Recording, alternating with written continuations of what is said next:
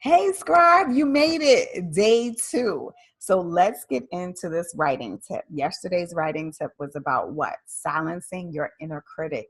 Today's writing tip may seem very basic, but it is quite complex. Let me tell you what it is. I want you to clean your writing desk, or if you're lucky, and I'm jealous, if you have a writing room, because you see where I am, I'm in my kitchen.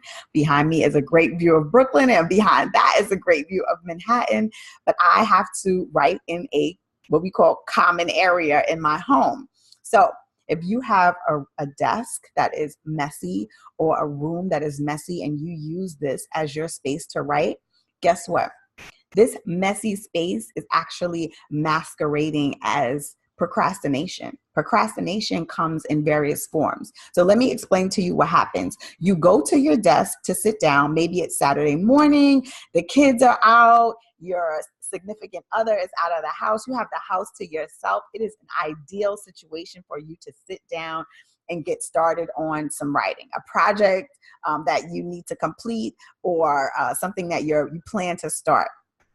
You get in the room, you look at the messy desk or the messy room, and you know what happens? You start grabbing for the things on the desk. Okay, you're trying to tidy up. So now you see your cousin is getting married in Texas and you need to RSVP to that wedding. What else do you see? You see the Amex bill and you're like, wait a minute, where did this charge from Vegas come from? I didn't go to Vegas. Who went to Vegas and who didn't invite me? And more important, how did I get charged for it? Or you see the cable bill and you're like, wait a minute, somebody ordered Black Panther and Girls Trip 3 times this month, and that's an extra charge on your bill. So now you become distracted.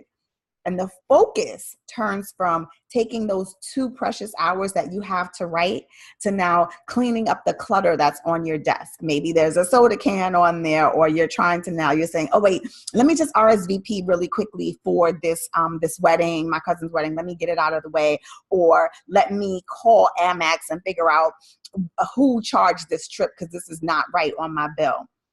That all becomes the focus instead of taking that time to sit down and write.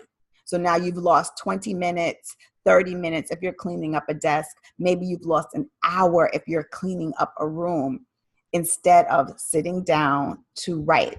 So my suggestion is, when you have your schedule set up, your writing routine set up, and maybe you're not able to write every day, maybe your work schedule is too hectic and writing every day is impossible. And I understand that. I know some teachers who write specifically over the summer.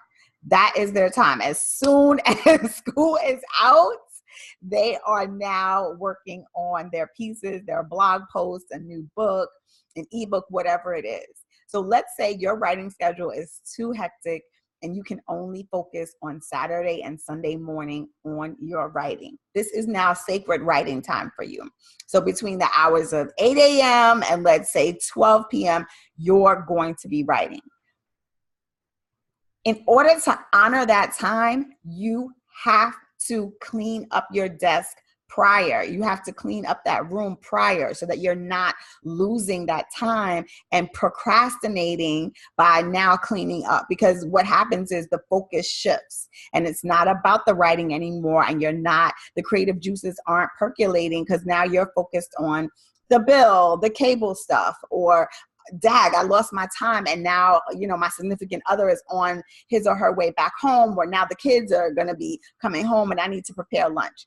So do yourself a favor, clean off the desk, clean up the room the night before or 2 hours before. I really do think you should do it the night before so that you can get directly into your writing. And that's day 2. I'll see you tomorrow for day 3's writing tip and a freebie. So I'll see you here tomorrow. Take care.